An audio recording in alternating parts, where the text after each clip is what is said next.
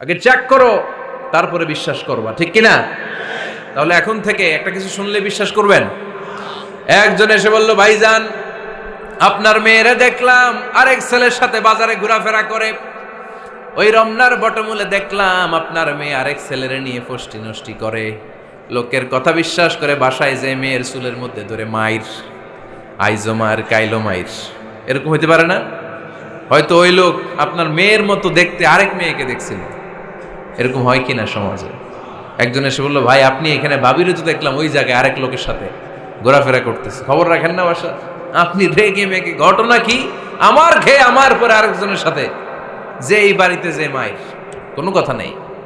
দেখবেন যে ছোট্ট মারামারি থেকে এই ঘটনা অনেক সময় বিচ্ছেদ বা ডিভোর্স পর্যন্ত গড়ায়, ঠিক কিনা? ওই যে শোনা কথায় কান দিচ্ছেন, ফাতাবাইয়ুন, আপনি চেক করেন নাই। হয়তো আপনার স্ত্রীর মতো দেখতে বা আপনার স্ত্রী যে জামা পরে, যে পোশাক পরে, এরকম পোশাক পরে আরেক নারীকে দেখছে, আপনার বউ না এটা। আপনার মেয়ের ব্যাপারে যে তথ্য দিয়েছে এটা সঠিক নয়, সে আপনার মেয়ের মতো আরেকটা মেয়েকে দেখেছে, এসে আপনার কাছে বলে দিছে, আপনি বিশ্বাস করছেন। ভেজাল আছে না নাই? এই ভেজালগুলোকে থামানোর জন্য কোরআনে এই বিধানগুলো নাজিল করেছে কে? তাহলে ফরিদপুরের ভাইয়েরা, সমাজটারে সুন্দর রাখার তথ্য একটা শুনলেই বিশ্বাস করবেন না। সিলে কান নিয়ে গেছে শুনলেই সিলের পিছনে দৌড়, নাকি? কি করবেন? আগে কানে হাত দিয়ে একটু দেখবো কান দুইটা আছে না নাই, তারপরে চিলের পিছনে দৌড়াবো। তাহলে এখন থেকে আমরা তথ্য একটা শুনলে বিশ্বাস করব। তাহলে কি করবেন? বলতে হবে কি করবেন? যাচাই বাছাই, জাস্টিফিকেশন অফ দ্য নিউজ। কোন নিউজ জাস্টিফিকেশন ছাড়া আমরা প্রচার করব, বিশ্বাস করব, শেয়ার করব না। আল্লাহ বললেন, ইয়া আইয়ুহাল্লাযীনা আমানু লা ইয়াসখার কওমুম মিন কওম। ওহে আমার ঈমানদার বান্দারা, শোনো শোনো, খবরদার কখনো কোনো মুমিন বান্দারে ঠাট্টা করো না, অবজ্ঞা করো না, ঠাট্টা করো না। তার মনে কষ্ট হয় এমন কোনো কথা তারে বলো না। Never scoff of anybody. কাউকে নিয়ে ঠাট্টা করবেন না, তার দেহ নিয়ে, তার আকৃতি নিয়ে, তার বংশ নিয়ে। এক লোকের বাবা ছিল চোর, কিন্তু তার ছেলে অনেক ভালো। আপনি কি তারা বলতে পারবেন তুই চোরের ঘরের চোর? বলতে পারবেন? চুরি করছে বাবা, ওর কি দোষ? কথা বলেন। এগুলো কবিরা গুনাহ। আওয়াজ করে বলেন তো, কি গুনাহ? কবিরা গুনাহ। কারো আকৃতি নিয়ে, আমার ফরিদপুরের কলিজার টুকরা যুবক ভাইরা, কারো আকৃতি নিয়ে কখনো অবজ্ঞা করবে না, তুচ্ছ জ্ঞান করবে না। এটা কবিরা গুনাহ, এটা আল্লাহ খুব অপছন্দ করেন। এর কারণ আকৃতিটা আমাদের হাতে নাই। আমাদের কারো নাক লম্বা, কারো খাটো, আমরা কেউ কালো, কেউ সাদা, আমরা কেউ স্মার্ট, কেউ অন্যরকম। তো এই যে আমাদের এক এক ধরনের আকৃতি, এটা কি আমি বানাইছি? আপনি বানাইছেন? দিছে কে? এই জন্য কারো দেহের গঠন নিয়ে যদি আপনি অবজ্ঞা করেন, এটা প্রক্ষান্তরে আপনি স্রষ্টাকে নিয়ে অবজ্ঞা করলেন। কারো দেহের আকৃতি নিয়ে যদি আপনি তুচ্ছ করেন, তাকে তুচ্ছ করেননি, আমার রবকে আপনি তুচ্ছ করেছেন। চিল্লায় বলেন ঠিক কিনা? খবরদার, তুই কালু, তুই লম্বু, তুই মোটু, তুই কানা, তুই রোহিঙ্গা, আছে না নাই? ইদানিং ইদানিং এটা খুব চলে। এই রোহিঙ্গা নামটা আছে না? ফরিদপুরে এগুলো ঢুকে নাই না? আমাদের ওইদিকে দেখি কি অবস্থা, কারোর সাথে কেউ লাগলে কই তুই রোহিঙ্গা। কি আশ্চর্য, এই গালি কবে আসলো? হ্যাঁ, অনেক ধরনের গালি। ঢাকায় আর একটা চলে ফইন্নির ভূত, কি বলে? এই এগুলো আগে শুনি নাই আমরা, রিসেন্ট এগুলো বলা শুরু করছে। ফইন্নির ভূত, রোহিঙ্গা না। এগুলো বলে আপনি কাউকে অবজ্ঞা করতে পারবেন? পারবেন না। খবরদার, এটা কবিরা গুনাহ, এটা ছোট গুনাহ মনে করবেন না। কারণ আকৃতি নিয়ে তুচ্ছ করা যায় না, কারণ আকৃতি দান করেছে কে? হুয়াল্লাযী ইউসাউইরুকুম ফিল আরহামি কাইফা ইয়াশা লা ইলাহা ইল্লা হুয়াল আজিজুল হাকীম। তিনি এমন সত্তা, যিনি তোমাদের চেহারার অবয়ব দিয়েছেন, তোমাদের আকৃতি দান করেছেন তখন যখন তোমরা মায়ের পেটের ভেতরে ছোট্ট জোকের মতো ছিলা। মায়ের পেটের ভেতরে আমরা যখন সবাই এত ছোট্ট, তখনই আমাদের চেহারার আকৃতি দিয়েছে কে? কে সুন্দর হব, কে ছেলে হব, কে মেয়ে হব, কে মোটা হব, কে চিকন হব আমার ইচ্ছা হয়েছি? আওয়াজ করে বলতে হবে, কার ইচ্ছায়? প্রত্যেককে যদি আল্লাহ প্রত্যেকের নিজের চেহারা ডিজাইন করতে দিতেন, আল্লাহ যদি বলতেন তোমার চেহারাটা কেমন হবে তুমিই ডিজাইন করো, তাহলে আপনি আপনারা কেমন বানাতেন?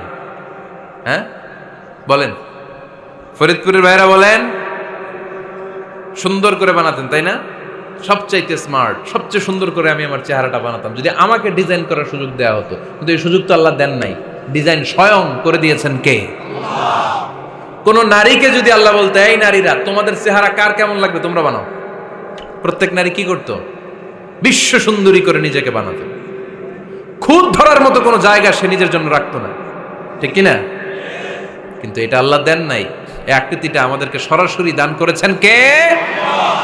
খবরদার, আমাদের অনেকে বিকলাঙ্গ, আমাদের অনেকের হাত ছোট, পা বড়, দেখতে মোটা, কেউ চিকন কেউ কালো। খবরদার, কারো আকৃতি নিয়ে কখনো কোনো অবজ্ঞার সুরে, ঠাট্টার সুরে কোনো কথা আমরা বলবো না। রাজি আছেন? সবাই রাজি আছেন? আল্লাহ রাসূল সাল্লাল্লাহু আলাইহি ওয়াসাল্লামের এক সাহাবী ছিল, নাম ইবনে মাসউদ রাদিয়াল্লাহু তাআলা আনহু। ওনার পায়ের নলা ছিল খুব চিকন, অস্বাভাবিক চিকন, স্বাভাবিক না। তো উনিও এটা ঢেকে রাখতেন, দেখাতেন না কাউকে। একদিন উনি খেজুর পাড়ার জন্য খেজুর গাছে উঠলেন। খেজুর গাছে ওঠার পরে নিচ থেকে সাহাবারা পায়ের চিকন নলা দেখে ফেলছে। দেখে সবাই হাসি, সবাই হেসে কুটি কুটি।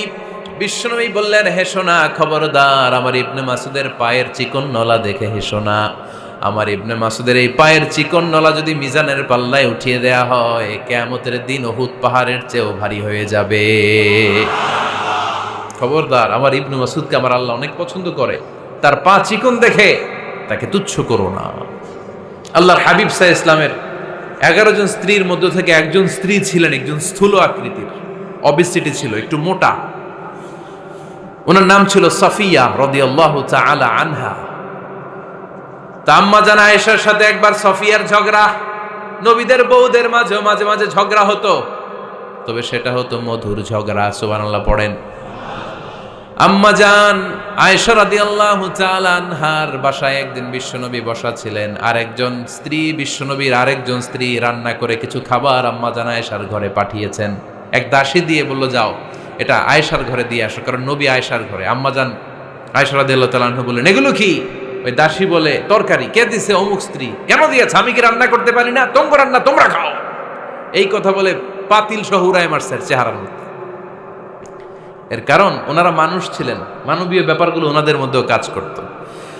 আবার এক স্ত্রী ঝোল দিয়ে রান্না করে কিছু খাবার নিয়ে এসেছে। আম্মা জান আয়েশা রেগে মেগে ওই ঝোল নিয়ে ওই স্ত্রীর গালের মধ্যে মেখে দিয়েছেন। বিশ্বনবীর আরেক বউয়ের গালের মধ্যে ওই ঝোল লাগাই দিস। এবার ওই স্ত্রী বিশ্বনবীর কাছে যেয়ে বলে, ইয়া রাসূলুল্লাহ, দেখেন আয়েশারে আপনি বেশি আদর করেন তো, দেখেন কি করে আমাদের সাথে। এই যে আমাদের গালের মধ্যে ঝোল মাখাই একেবারে মেকআপ বানাই দিচ্ছে। বিষ্ণু ইসা ইসলাম বললেন, তাই আয়েশাকে ডাকো। আম্মা জান আয়েশা রাদিয়াল্লাহু তাআলা আনহা আসলেন। আল্লাহ রাসূল সাল্লাল্লাহু আলাইহি ওয়াসাল্লাম বললেন, তুমি কি আমার এই স্ত্রীর সাথে এমন আচরণ করেছো? আম্মা জান আয়েশা বললেন, করেছি। কেন? আম্মা জান আয়েশা বললেন, তখন মেজাজটা গরম ছিল, এখন বুঝতে পারতেছে আসলে এই কাজটা করা ঠিক হয় নাই। এবার বিশ্বনবী বিচার করবেন। বিশ্বনবী বললেন, আল কিসাস, যেমন করা হয়েছে বিচার হবে তেমন। তোমার গালে যেমনি ঝোল লাগাই দিছে, তুমি একটু ঝোল নিয়ে আয়েশার গালে লাগাই দাও। সুবহানাল্লাহ পড়বেন না? ওই স্ত্রীও কিছু ঝোল নিয়ে আম্মা জান আয়েশার গালে লাগাই দিল। এখন দুইজনে হাসতেছে, বিশ্বনবীও হাসলেন, আরশের উপর থেকে খুশি হয়ে গেলেন কে? তো স্ত্রীদের মধ্যে মাঝে মাঝে এটা ঘটতো। সাফিয়া রাদিয়াল্লাহু তাআলা আনহা ছিলেন একটু মোটা। আম্মা জান আয়েশা বললেন, ইয়া রাসূলুল্লাহ, দেখেন আপনার মুটি বউ, আপনার মুটকি বউ, এই মুটি বউ বলে একদিন একটা গালির মতো দিয়ে ফেলছে। আল্লাহ রাসূল সাল্লাল্লাহু আলাইহি ওয়াসাল্লাম রেগে গেলেন, বললেন, আয়েশা এটা কেমন কথা? তুমি বললা মুটি, আমার সাফিয়ারে তুমি মুটি বলে গালে দিলা রে আয়েশা। ইয়া আয়েশা লাকাদ কুলতি লা কালিমা লাউ মুজিজাত বিমাইল বাহরি লামাজাজাতহু। এমন একটা মন্তব্য তুমি সাফিয়ার ব্যাপারে করে ফেলেছো রে আয়েশা, এই কথাটা যদি সাগরের নীল পানির মধ্যে ছেড়ে দেয়া হয়, এই কথার পঙ্কিলতার কারণে, এই কথার কর্দমাক্ততার কারণে, এই কথার পঙ্কিলতার কারণে সাগরের সব পানিগুলো মুহূর্তের মধ্যে কালো হয়ে যাবে। এই কথাটা সাগরে ফেলে দিলে সাগরের নীল পানি পুরোটা কালো হয়ে যাবে। আয়েশা, খবরদার, কাউকে তুচ্ছ করে অবজ্ঞা করে কখনো কিছু বলা যাবে না। এই জিহ্বাটা এটা ভয়ঙ্কর একটা অঙ্গ। বেশিরভাগ পাপ এই জিহ্বা দিয়ে হয়। কি দিয়ে হয়? এজন্য সাহাবারা জিহ্বা ধরে মাঝে মাঝে জিহ্বার মধ্যে ব্যাত মারতেন। আর বলতেন জিহ্বা তোর জন্য আমি আটকে যাব কিয়ামতের দিন। আমলিক আলাইকা লিসানাক, নিজের জিহ্বার মালিক নিজে হন। আপনার জিহ্বার মালিক যেন শয়তান না হয়ে যায়। জিহ্বা আপনার, শয়তানের ভাষায় আপনি কথা বলেন কেন? খবরদার, প্রতিটা কমেন্ট, প্রতিটা কথা, প্রতিটা মন্তব্য, এগুলোর ব্যাপারে কিয়ামতের দিন পাই টু পাই করে আপনার কাছে আল্লাহর সুপ্রিম কোর্টের কাঠগড়ায় দাঁড় করিয়ে আপনারা জিজ্ঞেস করবে কে?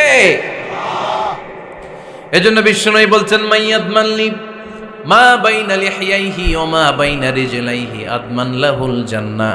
আমার কোন উম্মত যদি দুইটা অঙ্গের গ্যারান্টি আমারে দেয়, আমি আমার উম্মতকে জান্নাতের গ্যারান্টি দেব। দুইটা অঙ্গের, একটা হলো জিহ্বা আর একটা লজ্জাস্থান। দুই চোয়ালের মাঝে যা থাকে লিজ্জা জিহ্বা, আর দুই পায়ের মাঝখানে যা থাকে লজ্জাস্থান। এই দুইটা অঙ্গের গ্যারান্টি যদি বিশ্বনবীকে আপনি দেন যে নবী জিহ্বা আর লজ্জাস্থান এই দুইটা অঙ্গের কোনো পাপ আমি করব না, নবী বলে আমি দুনিয়ায় তোমার জান্নাতের গ্যারান্টি দিলাম। এজন্য জিহ্বাটারে সামলান, যা মনে চায় বললেন না। খবর আছে না নাই? খবর আছে। মা ইয়ালফিযু মিন কাউলিন ইল্লা লাদাইহি রাকীবুন আতীদ। যা মুখ দিয়ে বের হয় লিখে রাখার জন্য দুইজন ফেরেশতা রেডি করে রেখেছে কে? চিল্লায় বলেন। যতদিন আমরা বেঁচে থাকবো ততদিন থাকবে আমাদের কাঁধে। আমরা মরে যাবো, এই ফেরেশতারা উড়াল দিবে, ঠিক কিনা? দুই কান্দে জি ছিল যে তোমার দুইজনা পাহারা, তোমারে একলা থইয়া পালাইছে তাহারা। তোমার আটকুঠুরি নয় দরজা বন্ধ এবার হলো রে হলো। মুখে আল্লাহ রসুল সবে বলো, ও মুখে আল্লাহ রসুল সবে বলো। দুয়ারে আইসাছে পালকি নাই হরি গাও তোলো রে তোলো। মুখে আল্লাহ রসুল সবে বলো, ঠিক না? এজন্য সাবধান।